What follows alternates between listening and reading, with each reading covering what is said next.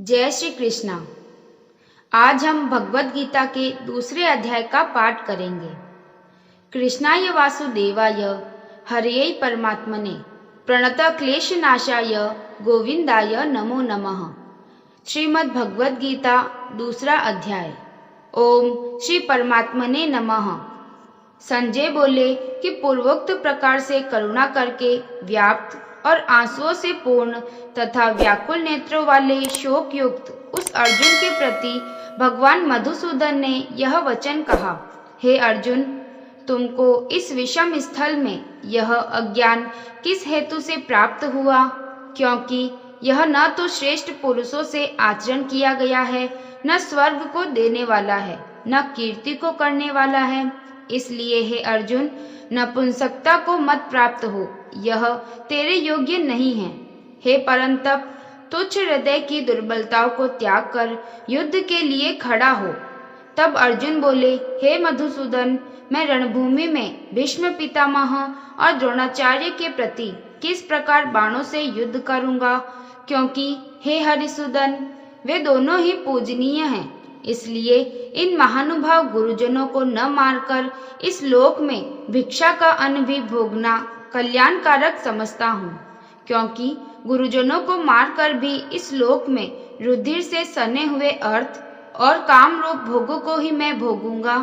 और हम लोग यह भी नहीं जानते कि हमारे लिए क्या करना श्रेष्ठ है, अथवा यह भी नहीं जानते कि हम जीतेंगे या हमको वे जीतेंगे, और जिनको मारकर हम जीना भी नहीं चाहते, वे ही धृतराष्ट्र के पुत्र हमारे सामने खड़े हैं।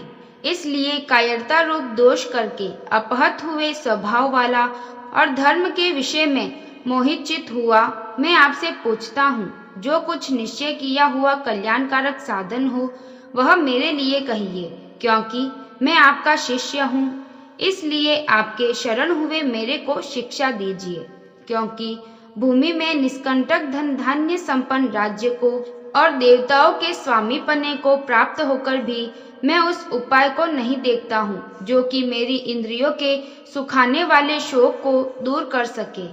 संजय बोले, हे राजन, निद्रा को जीतने वाले अर्जुन अंतर्यामी श्री कृष्ण महाराज के प्रति इस प्रकार कहकर फिर श्री गोविंद भगवान से युद्ध नहीं करूंगा ऐसे स्पष्ट कहकर चुप हो गए। उसके उपरांत हे भरतवंशी धृतराष्ट्र, अंतर्यामी श्री कृष्ण महाराज ने दोनों सेनाओं के बीच में उस शोक युक्त अर्जुन को हंसते हुए ये वचन कहे, हे अर्जुन, तू न शोक करने योग्य के लिए शोक करता है और पंडितों के से वचनों को कहता है, परंतु पंडित जन जिसके प्राण चले गए हैं उनके लिए और जिनके प्राण नहीं गए हैं उनके लिए भी शोक नहीं करते हैं। क्योंकि आत्मा नित्य है, इसलिए शोक करना अयुक्त है। वास्तव में न तो ऐसा ही है कि मैं किसी काल में नहीं था, अथवा तू नहीं था, अथवा ये राजा लोग नहीं थे, और न ऐसा है कि इससे आगे हम सब नहीं रहेंगे। किंतु जैसे जीवात्मा की इस देह में कुमार, युवा और वृद्धावस्था होती है, वैसे ही अन्य शरीर की प्राप्ति होती है। उस विषय में धीर पुरुष नहीं मोहित होता है।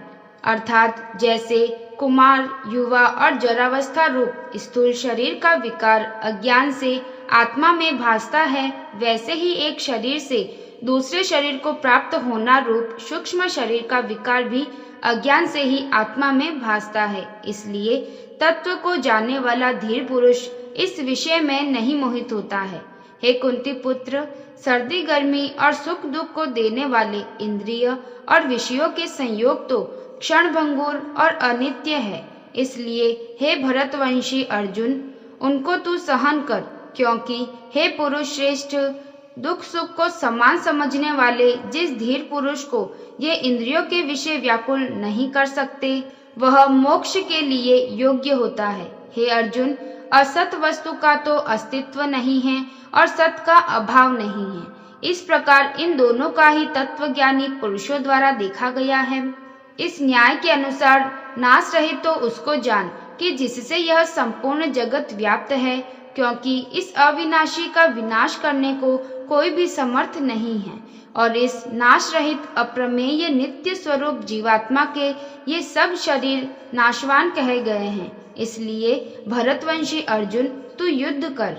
जो इस आत्मा को मारने वाला समझता है तथा जो इसको मरा मानता है, वे दोनों ही नहीं जानते हैं, क्योंकि यह आत्मा न मारता है और न मारा जाता है। यह आत्मा किसी काल में भी न जन्मता है और न मरता है, अथवा न यह आत्मा होकर के फिर होने वाला है, क्योंकि यह अजन्मा, नित्य, शाश्वत और पुरातन है। शरीर के नाश होने पर भी यह नाश नहीं होता।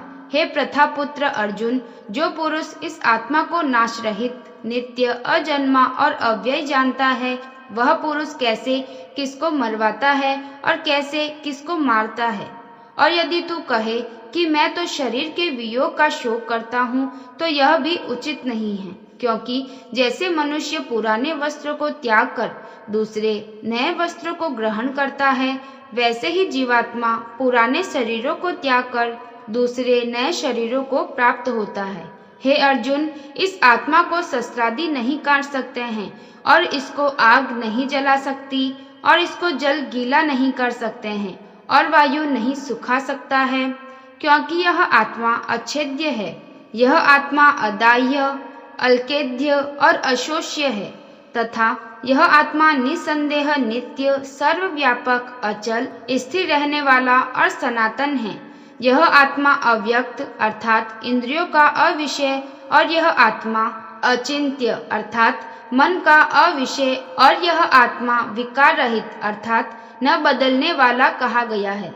इससे हे अर्जुन, इस आत्मा को ऐसा जानकर तू शोक करने योग्य नहीं है, अर्थात तुझे शोक करना उचित नहीं है। यदि तू इसको सदा जन्मने और सदा मरने वाला माने, तो भी हे अर्जुन, इस प्रकार शोक करने को योग्य नहीं है, क्योंकि ऐसा होने से तो जन्मने वालों की निश्चित मृत्यु और मरने वाले का निश्चित जन्म होना सिद्ध हुआ है। इससे भी तू इस बिना उपाय वाले विषय में शोक करने को योग्य नहीं है। यह भीष्मादिकों के शरीर मायामय होने से अनित्य है, इससे शरीरों के लिए भी शोक करना उचित नहीं है, क्योंकि हे अर्जुन, संपूर्ण प्राणी जन्म से पहले बिना शरीर वाले और मरने के बाद भी बिना शरीर वाले ही हैं। केवल बीच में ही शरीर वाले प्रतीत होते हैं। फिर उस समय में क्या चिंता है? हे अर्जुन, यह आत्म तत्व बड़ा गहन है, इसलिए कोई महापुरुष ही इस आत्मा को आश्चर्य की जो देखता है, और वैसे ही दूसरा कोई महापुरुष ही आश्चर्य की जो इसके तत्वों को कहता है, और दूसरा कोई ही इस आत्मा को आश्चर्य की जो सुनता है, और कोई सुनकर भी इस आत्मा को नहीं जानता। हे अर्जुन, यह आत्मा सबके शरीर में सदा ही अवध्य है, इसलिए संपूर्ण भूत प्राणियों के लिए तू शोक करने को योग्य नहीं है, और अपने धर्म को देखकर भी तू भय करने को योग्य नहीं है, क्योंकि धर्मयुक्त युद्ध से बढ़कर दूसरा कोई कल्याणकारक कर्तव्य क्षत्रिय के लिए नहीं है। हे पार्थ, अपने आप प्राप्त हुए और खुले हुए स्वर्ग के द्वार रूप इस प्रकार के युद्ध को भाग्यवान क्षत्रिय लोग ही पाते हैं, और यदि तू इस धर्मयुक्त संग्राम को नहीं करेगा तो स्वधर्म को और कीर्ति को खोकर पाप को प्राप्त होगा, और सब लोग तेरी बहुत काल तक रहने वाली अपकीर्ति को भी कथन करेंगे, और वह अपकीर्ति माननीय पुरुष के लिए मरने से भी अधिक बुरी होती है, और जिनके तू बहुत माननीय होकर भी अब तुच्छताओं को प्राप्त होगा, वे महारथी लोग तुझे भय के कारण युद्ध से उपराम हुआ मानेंगे, और तेरे वैरी लोग तेरे सामर्थ्य की निंदा करते हुए बहुत से न कहने योग्य वचनों को कहेंगे। फिर उससे अधिक दुख क्या होगा? इससे युद्ध करना तेरे लिए सब प्रकार से अच्छा है, क्योंकि या तो मरकर स्वर्ग को प्राप्त होगा अथवा जीत कर पृथ्वी को भोगेगा। इससे हे अर्जुन, युद्ध के लिए निश्चय वाला होकर खड़ा हो। यदि तुझे स्वर्ग या राज्य की इच्छा न हो तो भी सुख दुख, लाभ हानि और जय पराजय को समान समझकर उसके उपरांत युद्ध के लिए तैयार हो। इस प्रकार युद्ध करने से तू पाप को प्राप्त नहीं होगा। हे पार्थ, यह बुद्धि तेरे लिए ज्ञान योग के विषय में कही गई और इसी को अब निष्काम कर्म योग के विषय में सुन। जिस बुद्धि से युक्त हुआ तू कर्मों के बंधन को अच्छी तरह से नाश करेगा। इस निष्काम कर्म योग में आरंभ का अर्थात बीज का नाश नहीं है और उल्टा फल रूप दोष भी नहीं होता है। इसलिए इस निष्काम कर्म योग रूप धर्म का थोड़ा भी साधन जन्म मृत्यु रूप महान भय से उद्धार कर देता है। हे अर्जुन, इस कल्याण मार्ग में निश्चयात्मक बुद्धि एक ही है और अज्ञानी पुरुषों की बुद्धियां बहुत भेदों वाली अनंत होती है। हे अर्जुन, जो सकामी पुरुष केवल फल श्रुति में प्रीति रखने वाले, स्वर्ग को ही परम श्रेष्ठ मानने वाले, इससे बढ़कर और कुछ नहीं है, ऐसे कहने वाले हैं। वे अविवेकी जन जन्म रूप कर्म फलों को देने वाली और भोग तथा ऐश्वर्य की प्राप्ति के लिए बहुत सी क्रियाओं के विस्तार वाली इस प्रकार की जिस दिखाऊ शोभा युक्त वाणी को कहते हैं, उस वाणी द्वारा हारे हुए चित्त वाले तथा भोग और ऐश्वर्य में आसक्ति वाले उन पुरुषों के अंतःकरण में निश्चयात्मक बुद्धि नहीं होती है। हे अर्जुन, सब वेद तीनों गुणों के कार्य रूप संसार को विषय करने वाले अर्थात प्रकाश करने वाले हैं। इसलिए तू असंसारी अर्थात निष्कामी और सुख दुखादि द्वंद्वों से रहित नित्य वस्तु में स्थित तथा योगक्षेम को न चाहने वाला और आत्मपरायण हो। क्योंकि मनुष्य का सब ओर से परिपूर्ण जलाशय के प्राप्त होने पर छोटे जलाशय में जितना प्रयोजन रहता है, अच्छी प्रकार ब्रह्म को जानने वाले ब्राह्मण का भी सब वेदों में उतना ही प्रयोजन रहता है। अर्थात जैसे बड़े जलाशय के प्राप्त हो जाने पर जल के लिए छोटे जलाशयों की आवश्यकता नहीं रहती, वैसे ही ब्रह्मानंद की प्राप्ति होने पर आनंद के लिए वेदों की आवश्यकता नहीं रहती। इससे तेरा कर्म करने मात्र में ही अधिकार होवे, फल में कभी नहीं, और तू कर्मों के फल की वासना करने वाला भी मत हो तथा तेरी कर्म न करने में भी प्रीति न होवे। हे धनंजय, आसक्ति को त्याग कर तथा सिद्धि और असिद्धि में समान बुद्धि वाला होकर योग में स्थित हुआ कर्मों को कर। यह समत्व भाव ही योग नाम से कहा जाता है। इस समत्व रूप बुद्धि योग से सकाम कर्म अत्यंत तुच्छ है।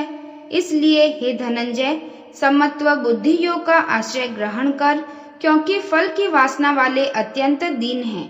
समत्व बुद्धि युक्त पुरुष पुण्य पाप दोनों को इस लोक में ही त्याग देता है, अर्थात उनसे लिपायमान नहीं होता। इससे समत्व बुद्धि योग के लिए ही चेष्टा कर। यह समत्व बुद्धि रूप योग ही कर्मों में चतुरता है, अर्थात कर्म बंधन से छूटने का उपाय है। क्योंकि बुद्धि योग युक्त ज्ञानी जन कर्मों से उत्पन्न होने वाले फल को त्याग कर जन्म रूप बंधन से छूटे हुए निर्दोष अर्थात अमृत में परम पदों को प्राप्त होते हैं। हे अर्जुन, जिस काल में तेरी बुद्धि मोह रूप दलदल को बिल्कुल तर जाएगी, तब तू सुनने योग्य और सुने हुए के वैराग्य को प्राप्त होगा। जब तेरी अनेक प्रकार के सिद्धांतों को सुनने से विचलित हुई बुद्धि परमात्मा के स्वरूप में अचल और स्थिर ठहर जाएगी, तब तू समत्व रूप योग को प्राप्त होगा। इस प्रकार भगवान के वचनों को सुनकर अर्जुन ने पूछा, हे केशव, समाधि में स्थित स्थिर बुद्धि वाले पुरुष का क्या लक्षण है और स्थिर बुद्धि पुरुष कैसे बोलता है, कैसे बैठता है और कैसे चलता है। उसके उपरांत श्री कृष्ण महाराज बोले, हे अर्जुन, जिस काल में यह पुरुष मन में स्थित संपूर्ण कामनाओं को त्याग देता है, उस काल में आत्मा से ही आत्मा में संतुष्ट हुआ स्थिर बुद्धि वाला कहा जाता है। तथा दुखों की प्राप्ति में उद्वेग रहित है मन जिसका, और सुखों की प्राप्ति में दूर हो गई है स्पृहा जिसकी, तथा नष्ट हो गए हैं राग भय और क्रोध जिसके, ऐसा मुनि स्थिर बुद्धि कहा जाता है। जो पुरुष सर्वत्र स्नेह रहित हुआ, उन शुभ तथा अशुभ वस्तुओं को प्राप्त होकर न प्रसन्न होता है और न द्वेष करता है, उसकी बुद्धि स्थिर है। और कछुआ अपने अंगों को जैसे समेट लेता है, वैसे ही यह पुरुष जब सब ओर से अपनी इंद्रियों को इंद्रियों के विषय से समेट लेता है, तब उसकी बुद्धि स्थिर होती है। यद्यपि इंद्रियों के द्वारा विषयों को न ग्रहण करने वाले पुरुष के भी केवल विषय तो निवृत्त हो जाते हैं, परंतु राग नहीं निवृत्त होता, और इस पुरुष का तो राग भी परमात्मा को साक्षात करके निवृत्त हो जाता है। और हे अर्जुन, जिससे कि यत्न करते हुए बुद्धिमान पुरुष के भी मन को यह प्रमथन स्वभाव वाली इंद्रियां बलात् हर लेती है, इसलिए मनुष्य को चाहिए कि उन संपूर्ण इंद्रियों को वश में करके समाहित चित्त हुआ मेरे परायण स्थित हुए, क्योंकि जिस पुरुष के इंद्रियां वश में होती है उसकी ही बुद्धि स्थिर होती है। हे अर्जुन, मन सहित इंद्रियों को वश में करके मेरे परायण न होने से मन के द्वारा विषयों का चिंतन होता है, और विषयों को चिंतन करने वाले पुरुष की उन विषयों में आसक्ति हो जाती है, और आसक्ति से उन विषयों की कामना उत्पन्न होती है, और कामना में विघ्न पड़ने से क्रोध उत्पन्न होता है। क्रोध से अविवेक अर्थात मूढ़ भाव उत्पन्न होता है, और अविवेक से स्मरण शक्ति भ्रमित हो जाती है, और स्मृति के भ्रमित हो जाने से बुद्धि अर्थात ज्ञान शक्ति का नाश हो जाता है, और बुद्धि के नाश होने से यह पुरुष अपने श्रेय साधन से गिर जाता है। परंतु स्वाधीन अंतःकरण वाला पुरुष राग द्वेष से रहित अपने वश में की हुई इंद्रियों द्वारा विषयों को भोगता हुआ अंतःकरण की प्रसन्नता अर्थात स्वच्छता को प्राप्त होता है। उस निर्मलता के होने पर इसके संपूर्ण दुखों का अभाव हो जाता है, और उस प्रसन्न चित्त वाले पुरुष की बुद्धि शीघ्र ही अच्छी प्रकार से स्थिर हो जाती है। हे अर्जुन, साधन रहित पुरुष के अंतःकरण में श्रेष्ठ बुद्धि नहीं होती है, और उस अयुक्त के अंतःकरण में आस्तिक भाव भी नहीं होता है, और बिना आसक्ति भाव वाले पुरुष को शांति भी नहीं होती। फिर शांति रहित पुरुष को सुख कैसे हो सकता है? क्योंकि जल में वायु नाव को जैसे हर लेता है, वैसे ही विषयों में विचरती हुई इंद्रियों के बीच में जिस इंद्रिय के साथ मन रहता है, वह एक इंद्रिय इस अयुक्त पुरुष की बुद्धि को हरण कर लेती है। इससे हे महाबाहो, जिस पुरुष की इंद्रियां सब प्रकार इंद्रियों के विषयों से वश में की हुई होती है, उसकी बुद्धि स्थिर होती है। और हे अर्जुन, संपूर्ण भूत प्राणियों के लिए जो रात्रि है, उस नित्य शुद्ध बोध स्वरूप परमानंद में भगवत को प्राप्त हुआ योगी पुरुष जागता है, और जिस नाशवान क्षण भंगुर सांसारिक सुख में सब भूत प्राणी जागते हैं, तत्व को जानने वाले मुनि के लिए वह रात्रि है। जैसे सब ओर से परिपूर्ण अचल प्रतिष्ठा वाले समुद्र के प्रति नाना नदियों के जल उसको चलायमान न करते हुए ही समा जाते हैं, वैसे ही जिस स्थिर बुद्धि पुरुष के प्रति संपूर्ण भोग किसी प्रकार का विकार उत्पन्न किए बिना ही समा जाते हैं, वह पुरुष परम शांति को प्राप्त होता है, न कि भोगों को चाहने वाला। क्योंकि जो पुरुष संपूर्ण कामनाओं को त्याग कर ममता रहित और अहंकार रहित स्पृहा रहित हुआ बरतता है, वह शांति को प्राप्त होता है। हे अर्जुन, यह ब्रह्म को प्राप्त हुए पुरुष की स्थिति है। इसको प्राप्त होकर योगी कभी मोहित नहीं होता है, और अंत काल में भी इस निष्ठा में स्थित होकर ब्रह्मानंद को प्राप्त हो जाता है। इस प्रकार श्रीमद् भगवद गीता रूपी उपनिषद एवं ब्रह्म विद्या तथा योग शास्त्र विषयक श्री कृष्ण और अर्जुन के संवाद में सांख्य योग नामक दूसरा अध्याय पूर्ण हुआ। कृष्णाय वासुदेवाय हरये परमात्मने प्रणतः क्लेशनाशाय गोविंदाय नमो नमः। जय श्री कृष्णा।